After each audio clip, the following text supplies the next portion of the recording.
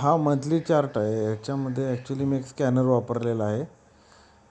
त्या स्कॅनरच्या रिझल्टमध्ये हा स्टॉक मला मिळालेला आहे. तर आता तुम्ही बघू शकता की जुलै जुलै महिन्यामध्ये सुपर ट्रेंडने मंथली चार्ट आहे हा.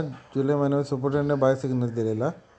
नंतर परत ऑगस्टमध्ये त्या स्टॉकनं खाली जायचा प्रयत्न केला. पण खाली जुलैच्या लोच्या खाली तो जाऊ शकला नाही. आणि आता परत सप्टेंबरमध्ये बरोबर त्याच लेवलला त्यांनी सपोर्ट घेऊन आता तो 350 रुपयाला जवळजवळ गेलेला आहे. तर तुम्ही हा स्टॉक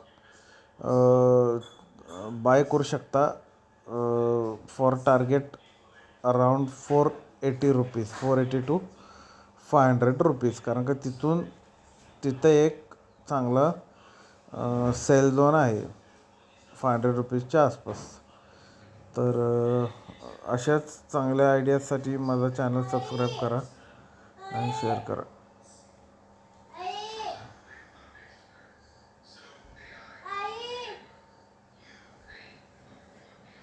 काय काय